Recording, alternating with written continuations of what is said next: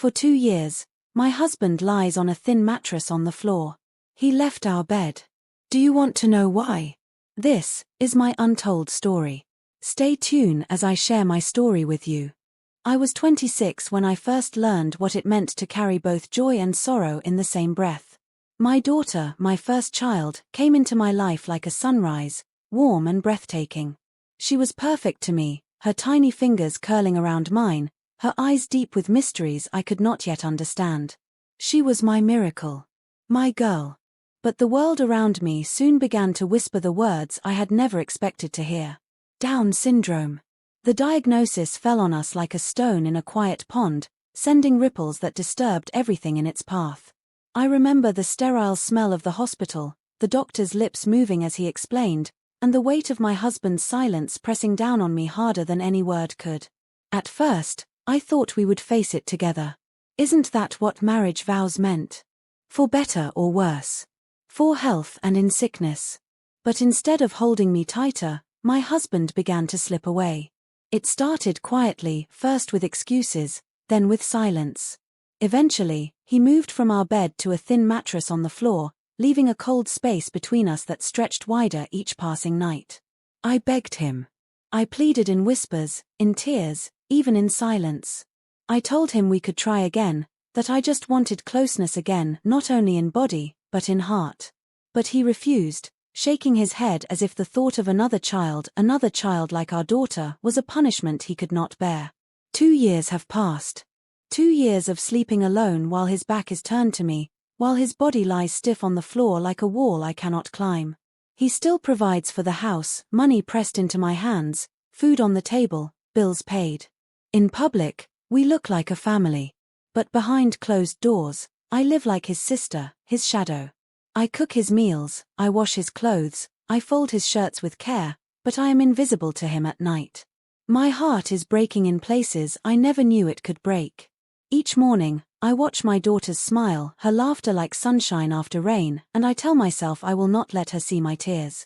She is beautiful. She is worthy. She is loved. But inside me, loneliness gnaws like a hunger I cannot feed. I have asked for therapy, for help, for us to fight for what we once were. But he refuses. Says no. Says nothing more. And so here I am, a wife without a husband, a woman without a partner, a mother holding on to her child as if she is the only anchor left. Sometimes I lie awake at night and stare at the ceiling, listening to the steady rhythm of his breathing from the floor. That sound, once comforting, once the music of shared life, now feels like a reminder of everything I've lost. It's strange how silence between two people can be louder than any argument. We don't fight. We don't shout. We don't curse. But the quietness between us is deafening, and it suffocates me more than words ever could. There are nights I stretch out my hand, reaching for him in the dark, only to remember he is not there. My fingers touch cold sheets instead of warm skin, emptiness instead of love. The longing in me is not just physical, it is emotional, spiritual. I miss being chosen. I miss being wanted. Our daughter, with her soft giggles and curious eyes, knows nothing of the chasm between her parents.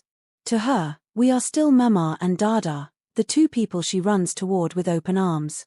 When she calls him Dada and he lifts her high, I see a glimpse of the man I married, the man who once promised to love me forever.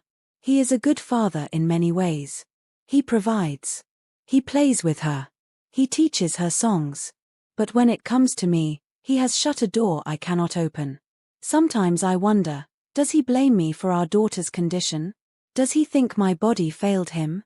Or is it himself he cannot forgive, the chance in our bloodlines, the roll of life's dice that gave us this child who is different, yet still perfect in her own way?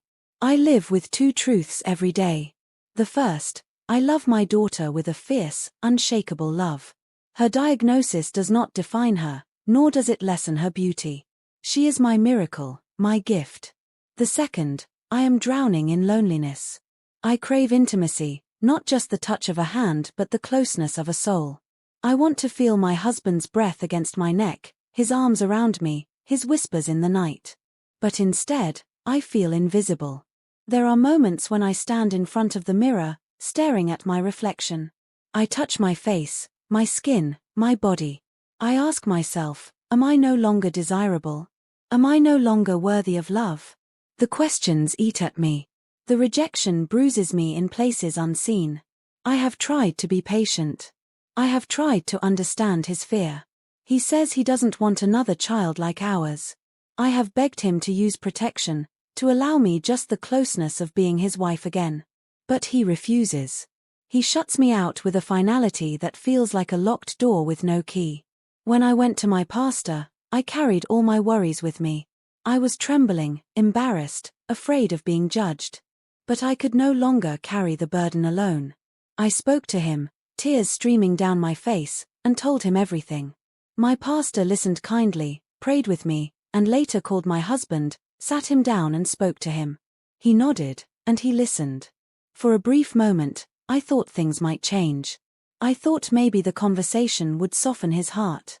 But nothing changed. He returned home, ate my food, played with our daughter, and lay back down on his mattress on the floor as though no words had been spoken. My hope crumbled that day. Some mornings I wake before the sun rises and just watch him sleep on the mattress. His face is peaceful, untouched by the storms inside me. I wonder if he feels anything, guilt, regret, longing, or if he has buried it so deep that even in sleep he is free from it. I tiptoe around him as I prepare breakfast, as I pack little bags for our daughter's therapy sessions, as I fold laundry. From the outside, it must look like a normal family, like everything is in order. People at church still greet us as the young couple, and I smile back, hiding the truth.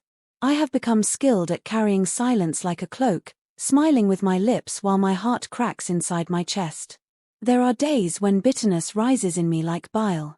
I want to shout at him, shake him, demand to know why he chose distance instead of love.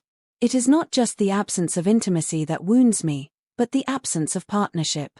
Marriage was supposed to be a place of refuge, a safe harbor where two souls rest in one another. Instead, I live in a kind of emotional exile, sharing space with a man who feels more like a stranger each day. Nights are the hardest. When the world is quiet and the only sound is the clock ticking on the wall, I lie there, staring into the darkness. I wonder if he hears the storm inside me, if he knows that my heart races with questions I cannot ask anymore. Sometimes, I think about reaching down, pulling him back into bed, forcing him to remember that he once loved me. But fear stops me. Fear that his rejection will be sharper than silence. Fear that he no longer sees me as his wife, only as the mother of a child he did not expect. I want to ask him if he remembers the vows he made to me, the promises we whispered when the world still felt full of possibility. But the words never leave my mouth. I swallow them, afraid that if I speak them, the fragile balance we live in will collapse completely. He is still here, after all. He hasn't abandoned us. He still pays the bills, still plays with our daughter. Maybe this is his way of loving us, quiet, distant, practical. Maybe this is all I will get. So, I rise every morning. I hold my daughter close. I let her laughter wash over me like medicine. She does not know the weight I carry, and I do not want her to. I want her to grow up knowing she was loved, cherished, celebrated, not as a burden, not as a mistake. Her life has meaning. Her life has beauty. And so I keep walking, step by step, even through the ache. I pray, even when words feel hollow. I hope, even when hope seems foolish. Maybe one day he will find his way back to me. Maybe one day he will see that love is not measured by perfection but by presence. Until then, I hold on to the truth I know, that my daughter is a gift, that my heart still beats with longing, and that even in my loneliness, I am not entirely lost. Thank you so much for listening to today's story. Stories have a way of touching our hearts, reminding us that we're not alone in our struggles, and that even in pain, there is hope.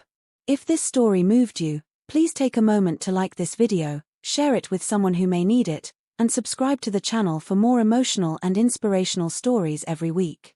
Until next time, stay strong, stay hopeful, and remember, every story matters, including yours.